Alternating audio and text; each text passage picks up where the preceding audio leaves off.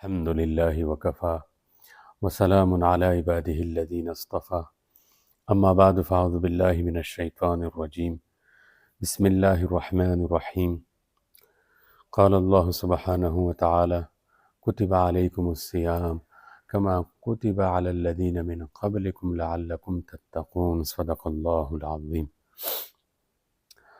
میرے محترم بھائیوں، دوستوں اور بزرگوں، رمضان المبارک کی آمد ہے۔ انشاءاللہ چند یوم کے بعد ہم اس مقدس مہینے کے بہارے دیکھیں گے۔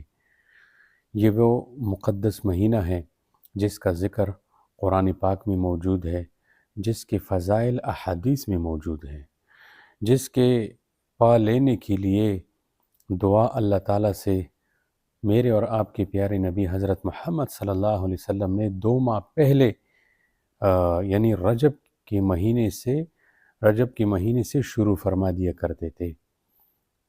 یہ بہت مبارک مہینہ ہے۔ حضرت مجدد الفسانی رحمہ اللہ فرماتے ہیں کہ یہ پورا مہینہ ہی نہایت مبارک ہے۔ اس ماہ مبارک کے دنوں میں جو انوار اور برکات اترتی ہے وہ جدا ہے، اور اس ماہ مبارک کی راتوں میں جو خیرات اور برکات نازل ہوتے ہیں وہ الگ ہیں۔ گویا کہ ہر لمحہ اس مہینے کا انتہائی قیمتی ہے۔ حضرت مجدد الفسانی رحمہ اللہ تعالی یہ بھی ارشاد فرماتے تھے کہ سال بھر کے انوارات اور برکات اللہ تعالیٰ نے رمضان المبارک میں جمع کر دیے ہیں، اور رمضان المبارک کے تمام انوارات کا جوہر یہ آخری عشرے میں رکھ دیا ہے، اور آخری عشرے کا جوہر اور عطر یہ شب قدر میں اللہ تبارک و تعالیٰ نے رکھے ہیں۔ یہ ذہن میں رکھے کہ رمضان المبارک کا کوئی بدل نہیں ہے، اور یہ پورے سال کا یوں سمجھو دل ہے۔ جیسے انسان کے دل کے بارے میں حدیث شریف میں فرمایا گیا کہ جب تک یہ دل صحیح رہتا ہے پورا جسم درست رہتا ہے، اور جب اس میں فساد پیدا ہو جائے تو اس کا اثر سارے جسم پر پڑتا ہے۔ اگر رمضان کے مہینے میں آدمی عبادات میں محنت، ریاضت میں اخلاص اور توجہ کے ساتھ مشغول رہتا ہے تو اسے سارے سال بھی نیک اعمال کی توفیق ملتی ہے، اور اگر کوئی اس مہینے کو غفلت میں گزار دے تو سال بھر اس کی یہی عادت رہتی ہے۔ اس لیے اس ماہ مبارک کی دل و جان سے قدر کریں۔ اس ماہ میں اترنے والی برکات بڑی عجیب ہوتی ہے، انسان کی زندگی کا کایا پلٹ جاتی ہے۔ قدر کرنے والے سب کچھ محسوس کرتے ہیں اور ناقدروں کو پتہ بھی نہیں چل جاتا۔ حکیم الامت مجدد ملت مولانا اشرف علی تھانوی رحمہ اللہ فرماتے تھے کہ جن کی آنکھیں کھلی ہوئی ہے وہ رمضان کی برکات کو کھلی آنکھوں سے محسوس کرتے ہیں، اور جو لوگ غافل ہیں تو ان کے لیے سال اور یہ مہینہ یہ برابر ہے۔ رمضان آیا اور اس نے اپنے برکات اور انوارات کی بارش برسائی اور چلا گیا، اور غافلوں کو کچھ خبر ہی نہیں۔ حضرت حکیم الامت رحمہ اللہ اس کی ایک مثال دیا کرتے تھے کہ ان غافلوں کی مثال اس آدمی کی ہے جو گھر کے اندر بند ہو کر بیٹھا ہو، باہر بادل آئے، ٹھنڈی ہوائیں چلے، بارش برسی، لوگ خوش ہوئے، اور بادل برس کر چلے گئے، آسمان صاف ہو گیا، اور یہ آدمی مکان کے اندر بند ہو کر بیٹھا ہوا ہے، اسے خبر ہی نہیں کہ باہر کیا ہو رہا ہے۔ اسی طرح غافل لوگوں کو پتہ ہی نہیں چلتا کہ ماہ رمضان میں اللہ تعالیٰ نے بندوں کو کیا کیا انوارات ان پر نازل فرمائے، اور کیسے کیسے انوارات سے ان کو نوازا۔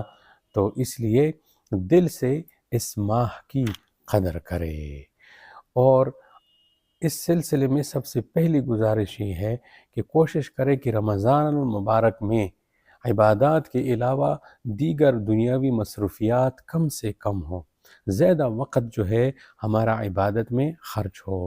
اس کے لیے رمضان کی آمد سے پہلے ہی اپنے آپ کو دنیاوی کاموں سے فارغ کر لے۔ ضرورت کی اشیاء، لباس وغیرہ جو چیزیں خریدنی ہو تو رمضان سے قبل ہی وقت نکال کر ان اشیاء سے اپنے آپ کو فارغ کر دے، تاکہ رمضان کا ایک ایک لمحہ یہ اطاعت الہی میں صرف ہو۔ اللہ جل جلالہ کے ہاں مقدس ترین یہ مقام مسجد ہے۔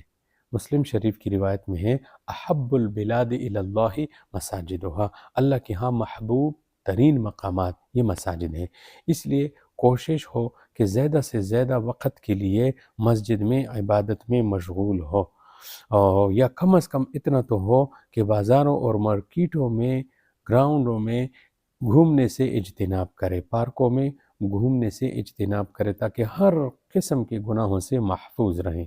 گھروں میں نوافل ہے، تلاوت ہے، ذکر اور اذکار ہے، ان میں مشغول ہوں۔ بازار یہ اللہ جل جلالہ کے ہاں ناپسندیدہ مقامات ہیں۔ اسی حدیث کا جو ہے اگلا جملہ یہی ہے، یہ احب البلاد الی اللہ مساجدها، اس کا اگلا جملہ ہے کہ وابغض البلاد الی اللہ اسواقها، کہ ناپسندیدہ مقامات اللہ کے ہاں یہ بازار ہے۔ اس لیے رمضان سے قبل ہی مارکیٹ، بازار کی ضروریات سے اپنے آپ کو فارغ کر لے۔ مومن کی زندگی کا ایک ایک لمحہ جو ہے یہ قیمتی ہے، یہ چند گنے چنے سانس ہیں اور یہی سرمایہ حیات ہے۔ اس لیے ہر لمحہ جو ہے قیمتی کاموں میں لگانا چاہیے، فضول اور لایانی کاموں سے اپنے آپ کو بالکل بچا کے رکھے۔ حدیث پاک میں ہے من حسن اسلام المرء ترکہ ما لا یعنیہ، مسلمان کی دین کی خوبی یہ ہے، صفت یہ ہے کہ وہ بیکار کاموں کو چھوڑ دے۔ حضرت مجدد الفسانی رحمہ اللہ نے اپنی مکتوبات میں لکھا ہے کہ انسان کا کسی بے فائدہ کام میں مشغول رہنا اس بات کی علامت ہے کہ اللہ تعالیٰ اس بندے سے ناراض ہے۔